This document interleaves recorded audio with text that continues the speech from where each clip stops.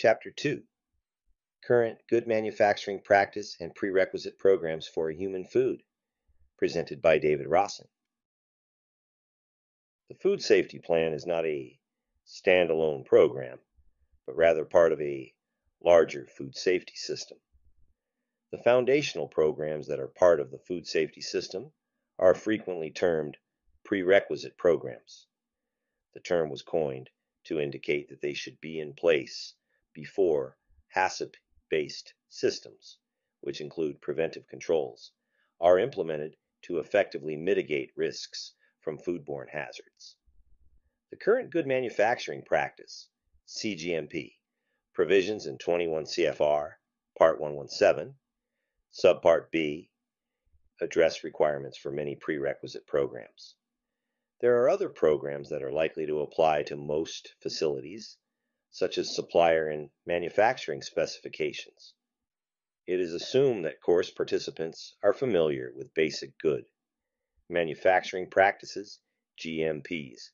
Thus, this chapter provides only an overview.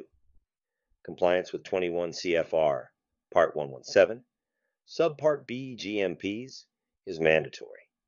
See additional reading at the end of the chapter for resources. By the end of this chapter, participants will be able to define prerequisite programs, recognize the importance of prerequisite programs in a food safety system, identify basic requirements of good manufacturing practice, GMP, for human food.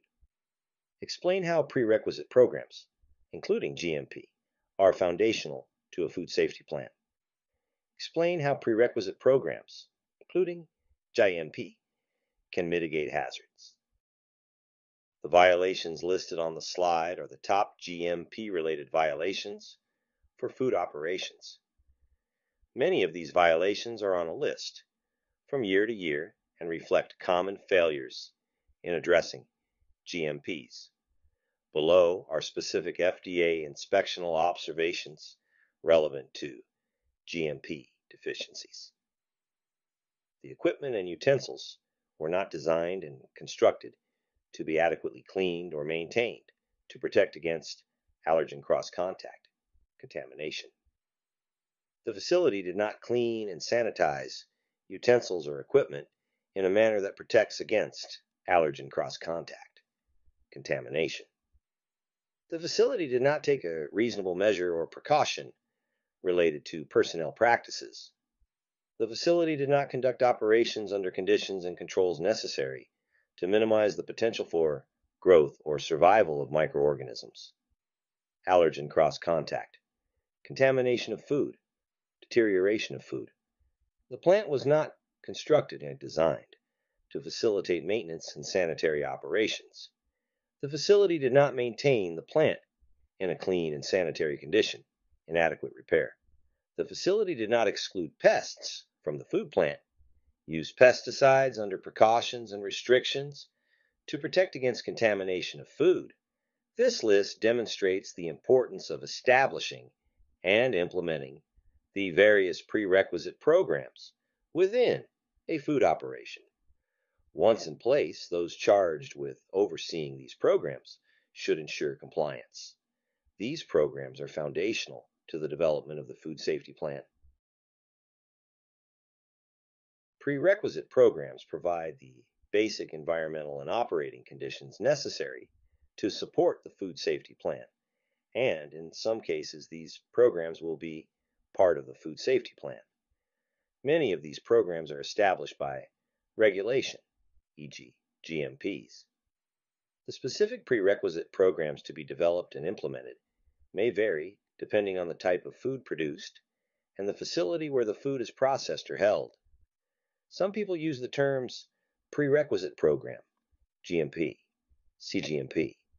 Note, the C in CGMP refers to the term current, as it is used in the Current Good Manufacturing Practice, Hazard Analysis, and Risk-Based Preventive Controls for Human Food regulation, Good Hygienic Practice, and Sanitation Standard Operating Procedures, SSOPs, interchangeably. The important thing to remember is that these are foundational programs included in an overall food safety system. Without these programs, the food safety plan may not successfully prevent food safety issues. Remember that the food safety plan focuses on what matters most to ensure the safety of the food being produced. The prerequisite programs need to be implemented as supporting elements of the overall food safety system in the facility.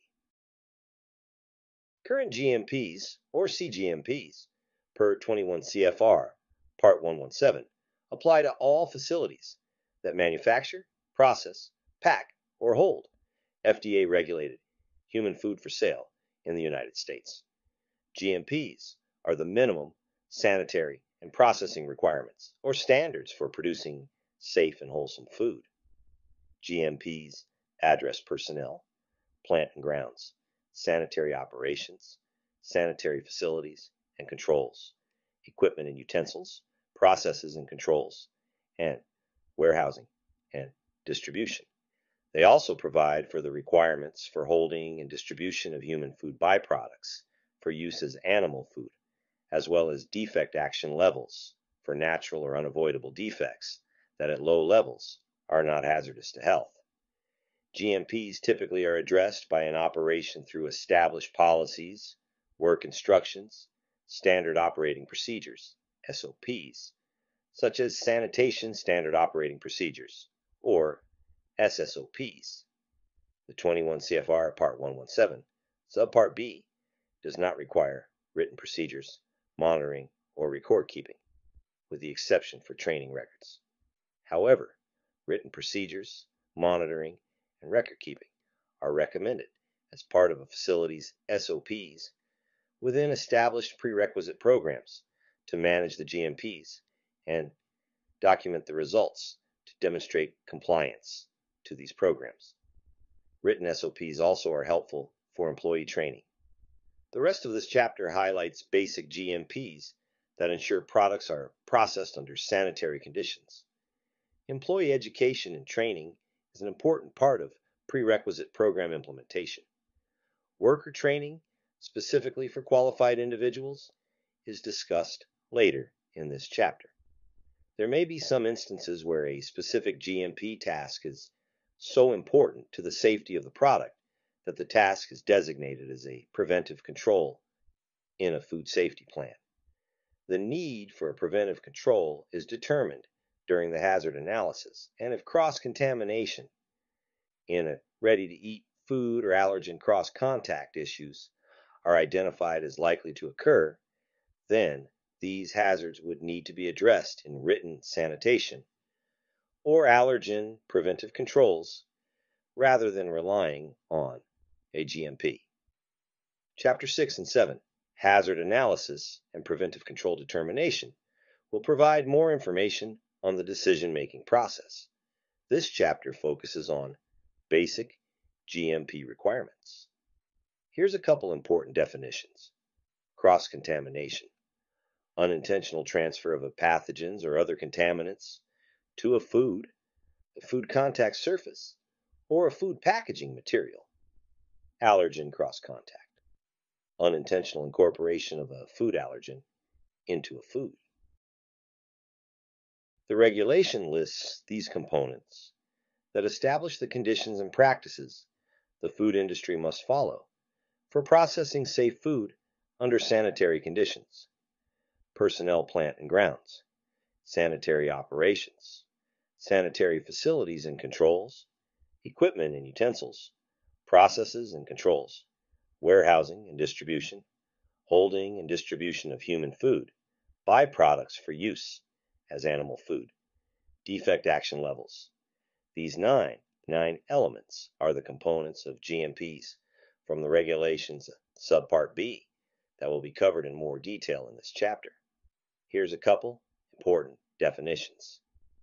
Defect action level, a level of a non-hazardous, naturally occurring, unavoidable defect at which FDA may regard a food product adulterated and subject to enforcement action under Section 402A3 of the Federal Food, Drug, and Cosmetic Act, 21 CFR 117.3. Adulteration, a violation of the Federal Food, Drug, and Cosmetic Act, which includes products that are defective, unsafe, not shown to be safe, filthy, or produced under unsanitary conditions. Employee education and training is an important prerequisite program since all employees need to have the education, training, or experience in line with their assigned duties. The regulation requires that all employees who are engaged in manufacturing, processing, packing, or holding food, including temporary and seasonal personnel, must receive training in the principles of food hygiene and food safety, including the importance of employee health and personal hygiene as appropriate to the food, the facility, and the individual's assigned duties. And this training must be documented and records maintained. Employees should also be trained to perform their job tasks, assigned duties, and how their work can impact the safety of the product. Supervision of employee hygiene practices and food safety, and supervisors setting good hygiene and food safety examples also are an important part of the system to ensure compliance with GMPs. Supervisors must be qualified to carry out the responsibilities of employee training and oversight. Personnel, disease control. Any person must be excluded from operation who has an illness, open lesion, including boils, sores, or infected wounds, or any other abnormal source of microbial contamination, where there is a reasonable possibility of contamination to food, food contact surfaces, or food packaging materials, until the condition is corrected, e.g., conditions such as open lesions, boils, and infected wounds can be adequately covered. People can be the source of potential contaminants in the processing environment, so individuals should understand the importance of maintaining personal cleanliness. Clothing must be tidy. Uniforms, smocks, gloves, dedicated footwear, color coding, and other clothing options, and their proper storage should be considered depending upon the needs of the operation. Hair should be restrained.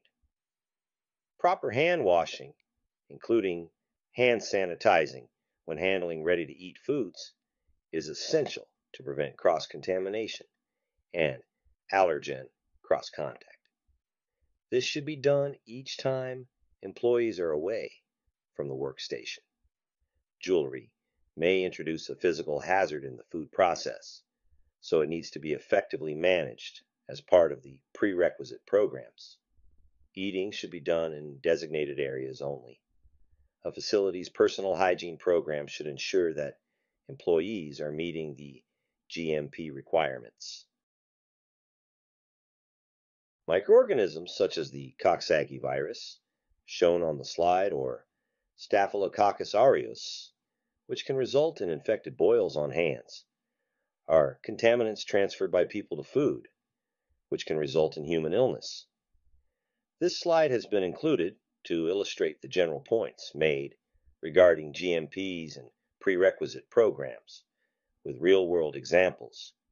Managers must keep their head on a swivel, constantly looking for things like this.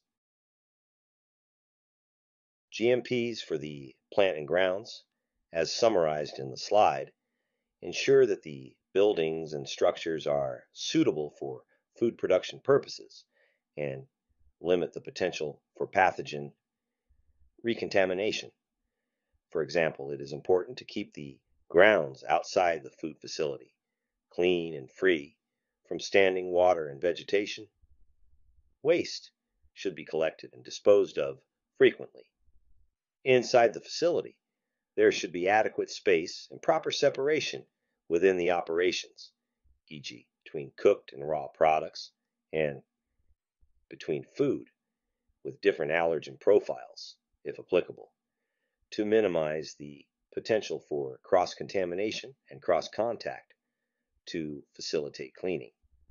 Walls, floors, and ceilings should be maintained in a state of good repair. Dripping condensate should be prevented or minimized, especially where there is exposed product. Other elements include adequate lighting and ventilation, glass breakage prevention, and measures to prevent pest entry, such as screened door and window openings. The inadequate drainage shown in this slide may contribute to employee or equipment traffic patterns, contamination, or providing a breeding place for pests. This slide is included to illustrate the general points made regarding GMPs and prerequisite programs with real-world examples. Staff must be trained to find and report issues like this. Unshielded light bulbs, in addition to fixtures, skylights, or other glass, suspended over exposed food in any step of food preparation can contaminate food with glass. This slide is included to illustrate the general points made regarding GMPs and prerequisite programs with real-world examples. Be sure all staff involved in the manufacturing, processing, packing, and holding of food are trained and knowledgeable to identify and report issues like this. These GMPs cover specific standards for a facility to operate in a sanitary manner. Toxic chemical storage. Certain potentially toxic chemicals are essential for effective plant operations. Only chemicals to be used in the facility should be allowed in the facility. These chemical, including cleaning and sanitizing chemicals, laboratory testing chemicals, and chemicals needed for plant and equipment maintenance, e.g. lubricants, should be stored in a secured location with restricted access, labeled appropriately, and used following prescribed instructions. These toxic chemicals are not to be used where food is processed or exposed. Precautions are necessary for the use of insecticides and rodenticides. Some pest control chemicals require an operator to be licensed for use of the chemicals. These toxic chemicals are generally used only outside of the processing facility, unless special precautions are taken. For example, thorough cleaning of all food contact surfaces after chemical use would be necessary if insecticides were used to treat an internal infestation. Pest control. Pests, such as rodents, birds, insects, amphibians, reptiles, and feral or domestic animals, must be excluded or controlled in all areas of a food processing or food storage facility. The presence of pests can impact the overall sanitation of a facility, so it is important to ensure the effectiveness of pest control. Even if pest control services are contracted with another company, the food facility management must ensure there are no pests in the facility. Measures that prevent pest entry and harborage are key and include eliminating holes that allow entry, removing vegetation or unnecessary structures, and prompt cleaning of food waste and other debris. The common cleaning chemical shown in this slide is not properly stored away from the food preparation areas and could contaminate the ingredients used for making a food product. This slide is included to illustrate the general points made regarding GMPs and prerequisite programs with real-world examples. Be sure all staff involved in the manufacturing, processing, packing, and holding of food are trained and knowledgeable to identify and report situations like this. Rodents and insects are a potential source of pathogens in food operations, and these pathogens can be transmitted through food. The presence of rodent feces and insects, either dead or alive, is evidence of pest activity, which is not permitted in a food handling facility. A pest control professional should be consulted to help identify and resolve pest infestation situations and to proactively work with food facility operators to eliminate any infestation. This slide is included to illustrate the general points made regarding GMPs and prerequisite programs with real-world examples. Be sure all staff involved in the manufacturing, processing, packing, and holding of food is properly trained and knowledgeable to identify and report situations like this. Sanitation of food contact surfaces is one of the most important aspects for pathogen and allergen control. Food contact surfaces must be cleanable. Surfaces should be made of a material that is non-absorbent and can withstand the cleaning process. Materials such as stainless steel or hard food-grade plastic are commonly used in food operations. Food contact surfaces should be smooth, not having pits or grooves, which provide opportunities for microbial harborage. Surfaces should be accessible to allow adequate cleaning and sanitizing. The cleaning and sanitizing method should be appropriate to the given application. Different methods of cleaning may be relevant in different facility environments. In dry processing operations, water use is generally discouraged because it can infiltrate cracks, crevices, and difficult to clean areas, establishing potential harborage sites for environmental pathogens.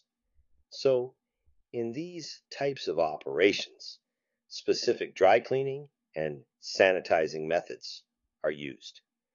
Wet processing environments typically use detergent and potable water at a suitable temperature for cleaning, followed by sanitizing with a sanitizer that is registered for food contact surface applications, such as chlorine, quaternary ammonium, or iodine-based compounds. The types of food being processed also are an important consideration. Different food types, e.g. high in fat, high in protein, often require different cleaning chemicals. This becomes important when discussing allergen removal. It is important to note that the cleaning step of the sanitation process is more important for allergen removal compared to the sanitizing step, which has less impact. For proper sanitation, it is important to follow the chemical manufacturer's use instructions to ensure efficacy and regulatory compliance. The preventive controls for human food regulation requires documentation of sanitation controls for hazards requiring a preventive control in a food safety plan. Only those sanitation procedures that address hazards requiring a preventive control, e.g. sanitation to address environmental pathogens in ready-to-eat foods if relevant, must be documented in a food safety plan. This is discussed further in Chapter 12, Sanitation Preventive Controls. In addition to cleaning and sanitizing food contact surfaces, non-food contact surfaces must be cleaned and sanitized. Regular cleaning of non-food contact surfaces is needed to maintain the overall sanitary environment. While non-food contact surfaces do not normally require the sanitizing step for facilities that make ready-to-eat products which are exposed to the environment prior to packaging, cleaning, and sanitizing of certain non-food contact surfaces may be included as a sanitation preventive control in a food safety plan to minimize the potential for ready-to-eat food product contamination with environmental pathogens. This is discussed further in Chapter 12, Sanitation Preventive Controls. Additional information on general cleaning and sanitation is discussed in Appendix 5, Sanitation Basics, including information on potential spread of contamination by inappropriate use of high-pressure hoses through creation of aerosols. As shown on this slide, the employee is inappropriately cleaning his apron on the floor, which could contaminate the apron with environmental pathogens. This creates a situation where the employee wearing the apron could contaminate food products with pathogens. This slide is included to illustrate the general points made regarding GMPs and prerequisite programs with real-world examples. It's important all staff involved in the manufacturing, processing, packing, and holding of food is properly trained and knowledgeable to identify and report situations like this. Sanitary facilities and controls include the water supply, plumbing, drainage, sewage disposal, toilet facilities, hand washing facilities, and trash and waste disposal. Water that contacts food, food contact surfaces, and food packaging materials must be potable. That is, it must be safe and suitable for human consumption. The water must come from a trusted safe source, and the plumbing system must be designed and maintained to ensure its safety. In many regions, the local or regional water treatment authority is responsible for assuring the safety of the water source and conveyance to the building. In these situations, a food facility should maintain regular water quality tests from the water authority, at least annually. A food facility using a private water system, e.g. wells, is directly responsible for adequately monitoring the safety of the water source and should maintain documentation of actions taken, such as water quality test results. Municipalities in many regions can provide guidance. Developed regions typically have mature water safety programs, while developing regions may not have uniform delivery of safe water supplies. Potential hazards and controls must be considered when water is used as an ingredient for processing or for cleaning purposes in a food facility. To maintain safe water within the facility, cross connections between potable and non-potable water lines must be prevented. There must be no cross connection or backflow potential between the water supply and piping for wastewater or sewage. The temperature and pressure of the water must be suitable for the facility's use. For example, hot water may be needed for effective cleaning and sanitizing. Here's an important definition.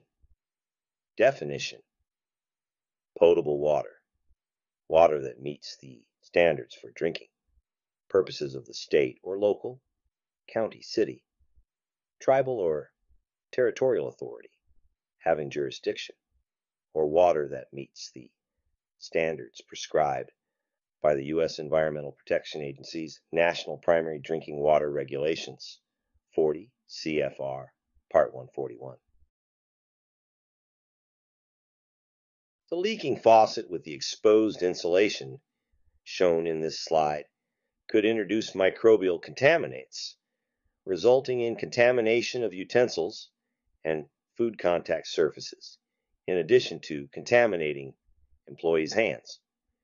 This slide is included to illustrate the general points made regarding GMPs and prerequisite programs with real-world examples. It's important that all staff involved in the manufacturing, processing, packing, and holding of food are trained and knowledgeable to identify and report situations like this. Employees' hands as a source of contamination in food operation requires ongoing attention. Improperly cleaned hands can contaminate food through transfer of pathogens from employees who are ill or may be shedding pathogens. Cross-contamination of pathogens from employees also could result from handling raw materials, rubbish, waste, and insanitary objects, e.g., water hose nozzle laying on floor, maintenance tools, or after using the toilet facilities. In addition, improperly cleaned hands can result in cross-contact of food allergens from employees handling allergenic ingredients and insanitary objects, utensils, maintenance tools, etc. Proper hand washing by employees is essential for food safety. Supervisors must enforce hand washing procedures to ensure that an employee's hands are not a source of contamination to food, food contact surfaces, or food packaging materials. Each food facility must provide adequate hand washing and toilet facilities. Hand washing stations should be dedicated to hand washing only and provided in convenient locations, making them accessible and more likely to be used. Hand washing and, where appropriate, hand sanitizing facilities should be at each location where good sanitary practice requires hand hygiene. Effective hand hygiene training should be accompanied by available hand washing supplies that remove food soils from hands, e.g., soap, running water, at a suitable temperature. At this time, there is no established regulatory requirement for water temperature, except that the water should be warm.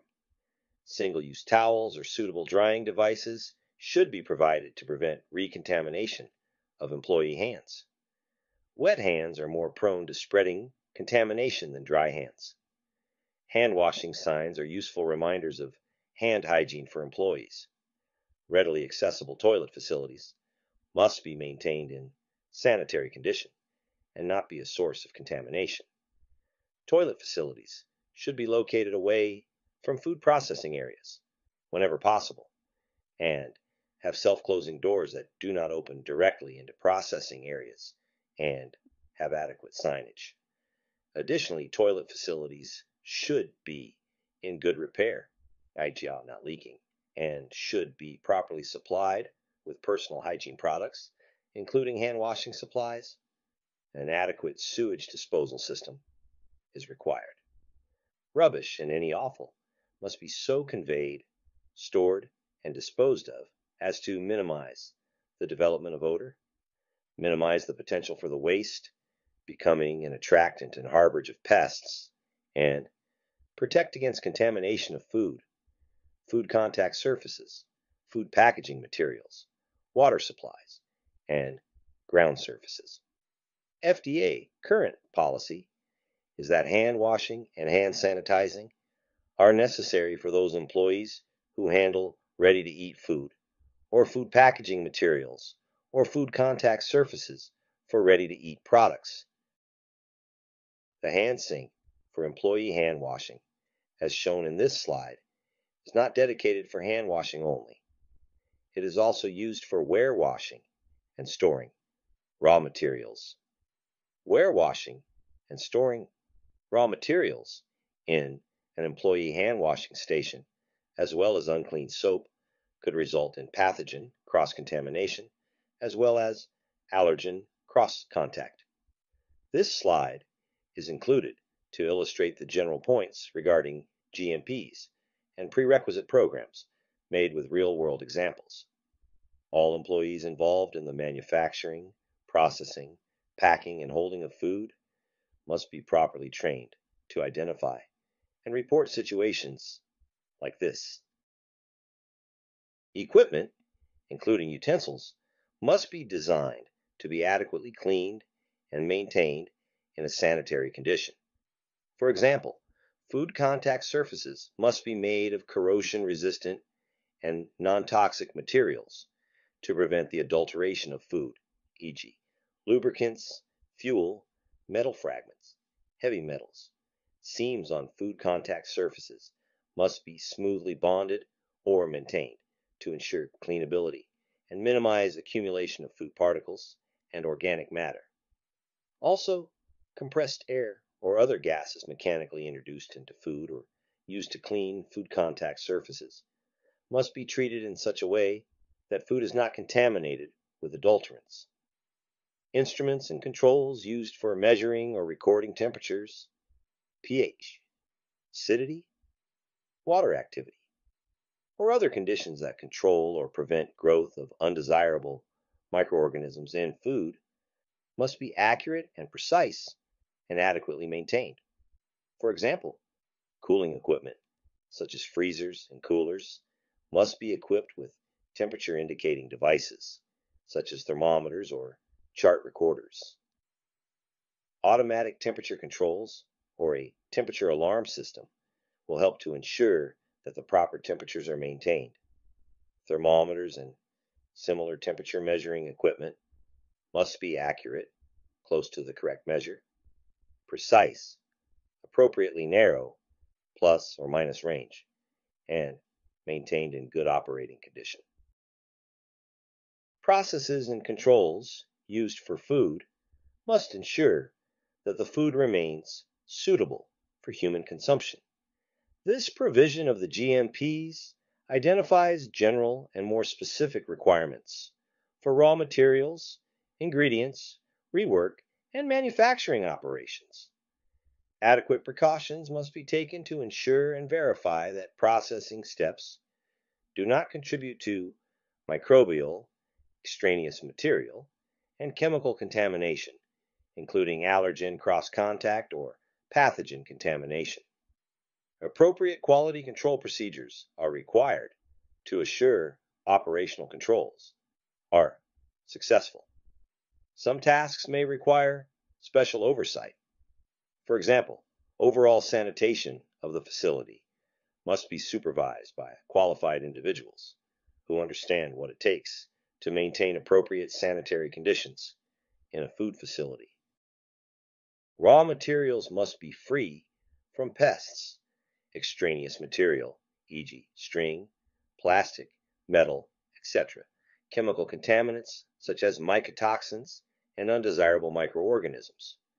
A food facility is responsible for assuring safe raw materials using techniques appropriate for the specific material and source. Raw materials must be inspected for suitability.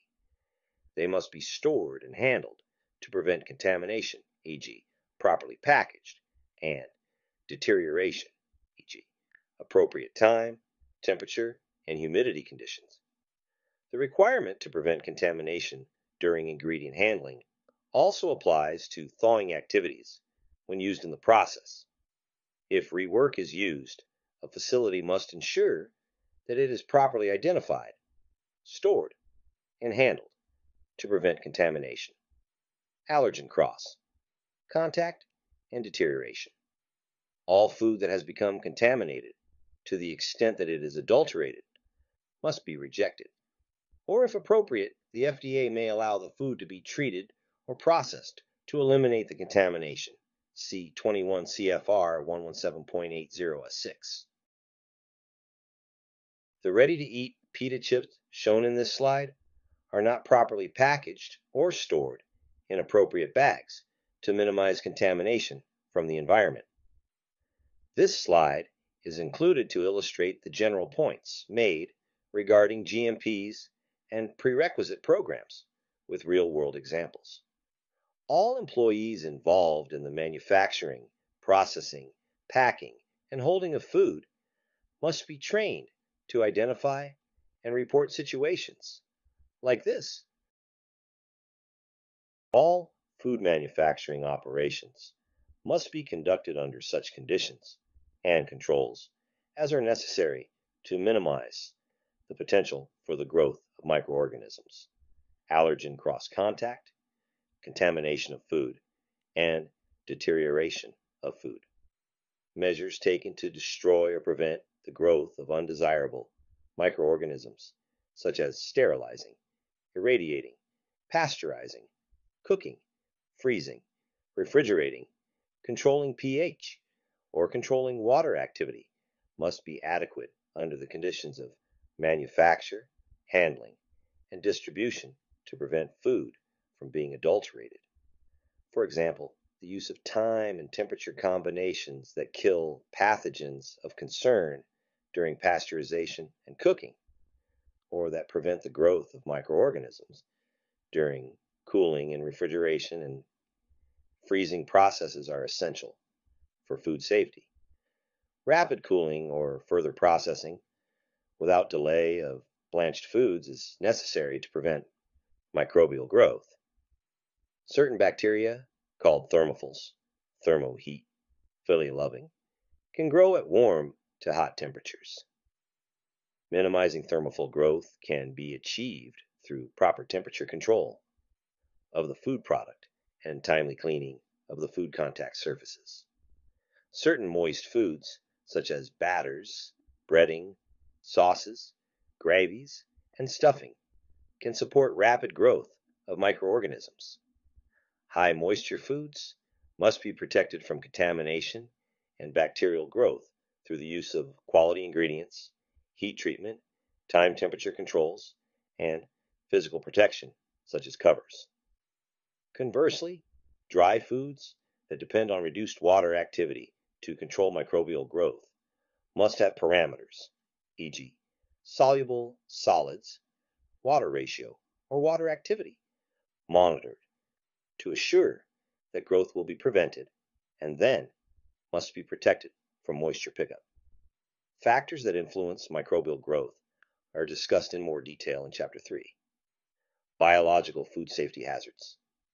Equipment, containers, and utensils used to convey, hold, or store raw materials and other ingredients, work in process, rework, or food products must be constructed, handled, maintained, and cleaned in a manner that protects against allergen cross, contact, and against contamination. Equipment, containers, and utensils must be cleaned and sanitized as necessary to ensure they do not become the source of contamination. This may require disassembly of equipment to facilitate cleaning. When ice is used in contact with food, it must be made from water that is safe and of adequate sanitary quality in accordance with 21 CFR 117.3.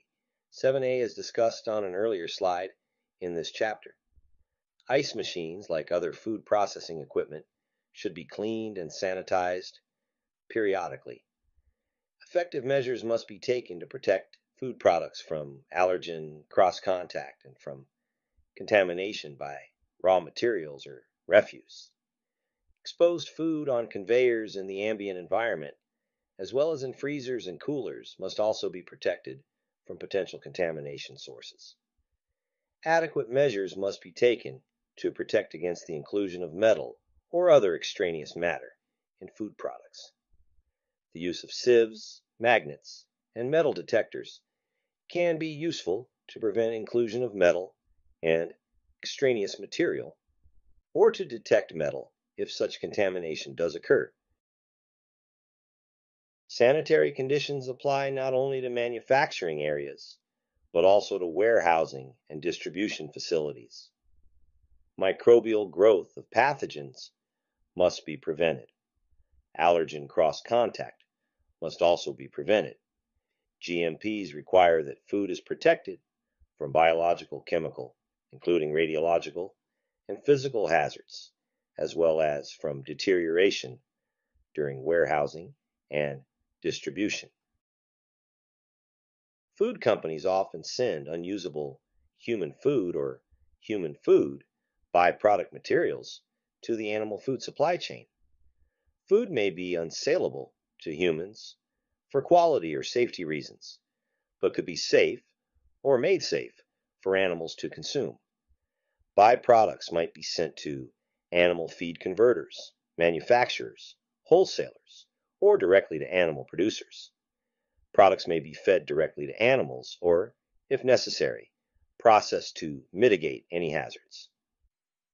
Some examples of human food byproducts used for animal food include wheat middlings, which are generated while processing wheat for flour, grain products, hulls, bran, germ, gluten meal, grits, and meals from other grain processing operations, peels, rinds, pommets, pulp, culls, or other similar material generated from processing fruits or vegetables for human consumption, and human food such as potato chips, cookies, bread, pastry products, and pasta that is not adulterated and is safe for use as animal food, but is not acceptable as human food for quality reasons such as the wrong size, shape, color, or texture.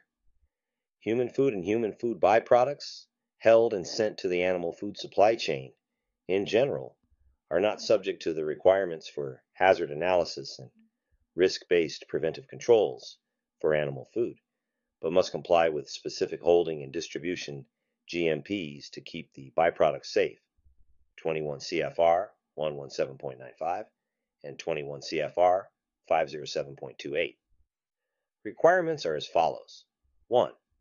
Containers and equipment used to convey or hold human food byproducts for use as animal food before distribution must be designed, constructed of appropriate material, cleaned as necessary, and maintained to protect against the contamination of human food. Byproducts for use as animal food. 2. Human food. Byproducts for use as animal food held for distribution must be held in a way to protect against contamination from sources such as trash. And 3. During holding, human food byproducts for use as animal food must be accurately identified. Labeling that identifies the byproduct by the common or usual name must be affixed to or accompany human food byproducts for use as animal food when distributed. Shipping containers, e.g., totes, drums, and tubs, and bulk vehicles used to distribute human food byproducts for use as animal food must be examined prior to use to protect against contamination of the human food byproducts for use as animal food from the container or vehicle when the facility is responsible for transporting the human food byproducts for use as animal food itself, or arranges with a third party to transport the human food byproducts for use as animal food. I have attached in the chapter resources to FDA guidance for human food byproducts for use as animal food. In general, human food facilities that further manufacture, process human food byproducts for use as animal food must comply with the preventive controls for animal food regulation in 21 CFR Part 507. However, human food facilities can choose to follow either the human food CGMP and preventive controls requirements in 21 CFR Part 117, or the animal food CGMPs and preventive controls requirements in Part 507. If the human food facility chooses to follow the requirements in 21 CFR Part 117 for their animal food, the food safety plan for that food must address hazards associated with the animal food, such as nutrient deficiencies or toxicities for the intended animal species. Note, if the human food facility is exempt from the preventive controls requirements, e.g., the food handling is regulated under Seafood HACCP, but is subject to the preventive controls requirements in 21 CFR Part 507, the facility must follow the preventive controls requirements in 21 CFR Part 507 for the further manufacturing, processing, packing, or holding of the food for animals. Even when produced under GMPs, some foods contain natural or unavoidable defects that do not present a hazard to health. The FDA set these action levels because it is economically impractical to grow, harvest, or process raw products that are totally free of non-hazardous, naturally occurring, unavoidable defects. FDA establishes maximum levels for these defects and will use these levels when deciding whether to recommend regulatory action. The manufacturer is still responsible for managing these defects and trying to keep them to the lowest level currently feasible. For example, a few pit fragments in pitted dates, olives, and prunes may be considered unavoidable, even when in compliance with GMPs. However, the mixing of food containing defects above the defect action level with another lot of food with low levels is not permitted. In this circumstance, the entire batch would be considered adulterated, regardless of the level present. I have attached the defect action level handbook in the class resources. Prerequisite programs are the facility's policies and procedures, or a set of procedures, SOPs, or standard operating procedures, that incorporate good manufacturing practices to provide the basic environmental and operating conditions for a food facility to produce safe and wholesome food. These programs work in conjunction with the facility's food safety plannings and, in some cases, can become a component within the food safety plan. It is common industry practice for prerequisite programs to be written, monitored, and verified to be most effective. Recording data about and reviewing results of prerequisite programs can allow food facility performance to be measured and the ability to react to deviations from program standards if they occur. If identified in the hazard analysis, certain prerequisite programs could be elevated to be part of a food safety plan. A facility will normally employ some form of the listed prerequisite programs as part of their food safety system.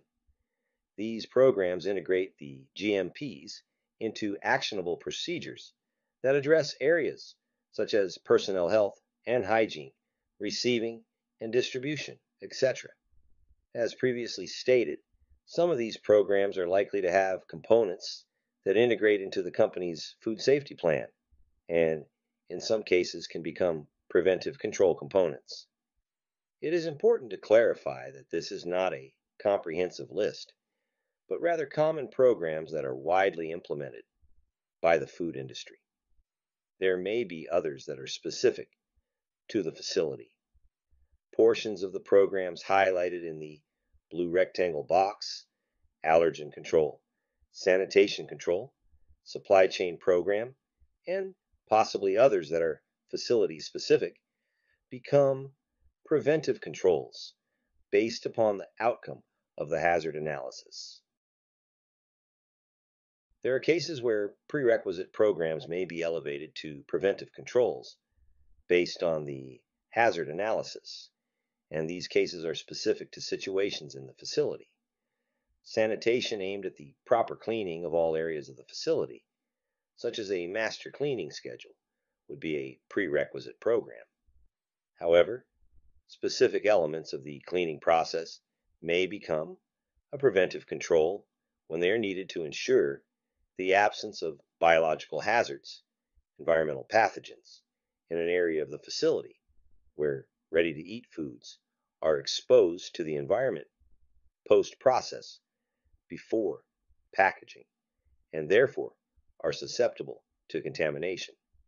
When equipment cleaning is necessary to prevent allergen cross-contact from allergens contained in a preceding product, cleaning procedures may also become a preventive control. Controls to ensure that all suppliers are evaluated and approved for all purchased ingredients or raw materials is a prerequisite program. When a supplier controls a specific hazard in an ingredient they supply, e.g. roasting nuts in a validated process, specific supplier control elements may become a preventive control. Chemical controls are typically prerequisite programs that are focused on proper storage, labeling, and use of chemical products. These types of controls are less likely to become a preventive control.